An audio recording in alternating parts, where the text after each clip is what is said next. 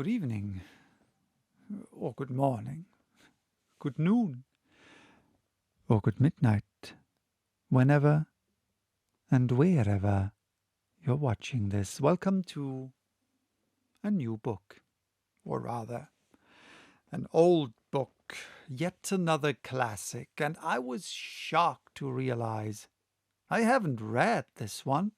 I thought I had, but I haven't. So let's explore Bram Stoker's Dracula together, chapter by chapter. Looking at the index of the book, I will probably not be able to read through each chapter in one go, so I'll split them up. They seem to be very long chapters, and I will read, of course, as usual, every other day. Let's start. Chapter 1. Jonathan Harker's Journal, kept in shorthand. 3rd May, Bistritz. Left Munich at 8:35 p.m. on 1st May, arriving at Vienna early next morning. Should have arrived at 6:46, but train was an hour late. Budapest seems a wonderful place, from the glimpse which I got of it from the train and the little I could walk through the streets. I feared to go very far from the station, as we had arrived late and would start as near the correct time as possible. The impression I had was that we were leaving the west and entering the east. The most western of splendid bridges over the Danube, which is here of noble width and depth, took us among the traditions of Turkish rule.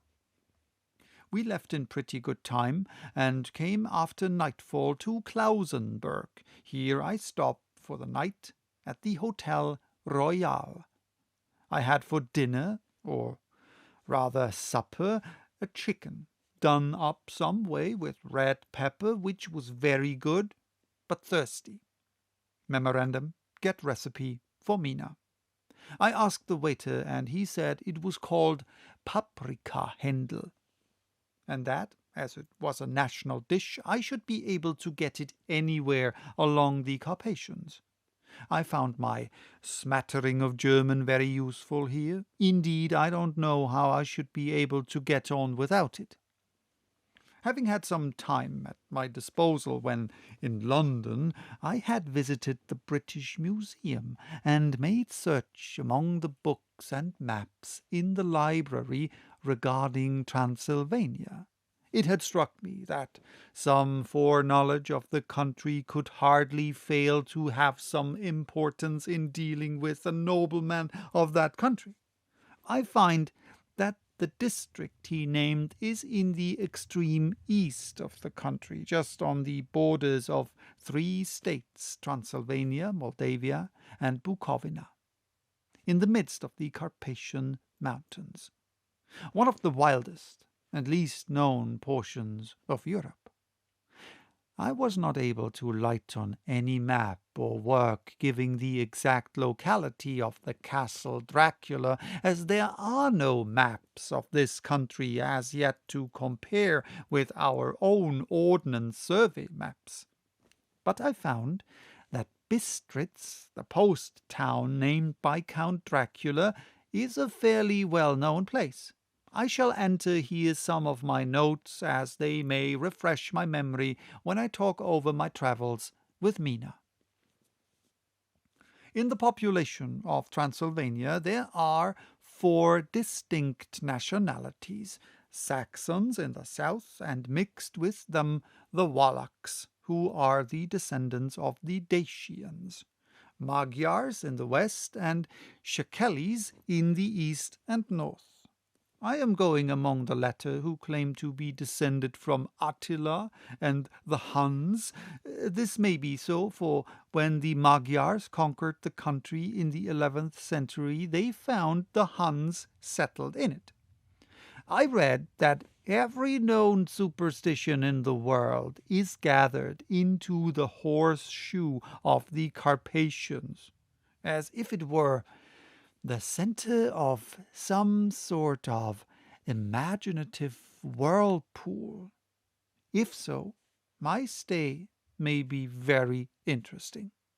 Memorandum, I must ask the Count all about them. I did not sleep well, though my bed was comfortable enough, for I had all sorts of queer dreams. There was a dog howling all night under my window, which may have had something to do with it, or it may have been the paprika, for I had to drink up all the water in my carafe, and was still thirsty. Towards morning I slept, and was wakened by the continuous knocking at my door, so I guess I must have been sleeping soundly then. I had for breakfast more paprika and a sort of porridge of maize flour, which they said was mamaliga, and eggplant stuffed with forcemeat, a very excellent dish, which they call impletata. Memorandum, get recipe for this also. I had to hurry breakfast, for the train started a little before 8, or rather, it ought to have done so, for after rushing to the station at 7:30, I had to sit in the carriage for more than an hour before we began to move. It seems to me that the further east you go, the more unpunctual are the trains. What ought they to be in China? All day long we seemed to dawdle through a country which was full of beauty of every kind. Sometimes we saw little towns or castles on the top of steep hills, such as we see in old missals. Sometimes we ran by rivers and streams, which seemed from the wide stony margin on each side of them to be subject to great floods. It takes a lot of water and running strong to sweep the outside edge of a river clear. At every station there were groups of people, sometimes crowds, and in all sorts of attire. Some of them were just like the peasants at home, or those I saw coming through France and Germany, with short jackets and round hats and homemade trousers, but others were very picturesque. The women looked pretty, except when you got near them, but they were very clumsy about the waist. They had all full white sleeves of some kind or other, and most of them had big belts with a sort of strips of something fluttering from them, like the dresses in a ballet. But of course there were petticoats under them. The strangest figures we saw were the Slovaks, who were more barbarian than the rest, with their big cowboy hats, great baggy, dirty white trousers, white linen shirts, and enormous heavy leather belts, nearly a foot wide, all studded over with brass nails. They wore high boots, with their trousers tucked into them, and had long black hair and heavy black moustaches. They are very picturesque, but do not look prepossessing. On the stage they would be set down at once as some old oriental band of brigands. They are, however, I am told, very harmless, and rather wanting in natural self-assertion. It was on the dark side of twilight when we got to Bistritz, which is a very interesting old place. Being practically on the frontier, for the Borgo Pass leads from it into Bukovina, it has had a very stormy existence, and it certainly shows marks of it.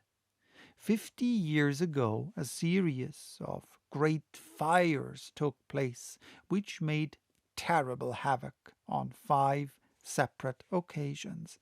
At the very beginning of the 17th century, it underwent a siege of 3 weeks and lost 13,000 people, the casualties of war proper being assisted by famine and disease.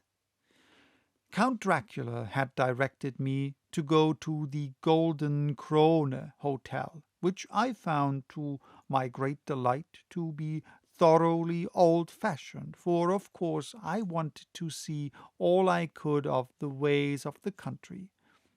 I was evidently expected, for when I got near the door I faced a cheery-looking elderly woman in the usual peasant dress, white undergarment with long double apron, front and back of coloured stuff fitting almost too tight for modesty. When I came close, she bowed and said, "The Herr Englishman?" "Yes," I said, "Jonathan Harker." She smiled, and gave some message to an elderly man in white shirt-sleeves who had followed her to the door. He went, but immediately returned with a letter. "My friend, welcome to the Carpathians. I am anxiously expecting you. Sleep well tonight. At 3 tomorrow the diligence will start for Bukovina. A place on it is kept for you at the Borgo Pass. My carriage will await you and will bring you to me. I trust that your journey from London has been a happy one, and that you will enjoy your stay in my beautiful land. Your friend, Dracula."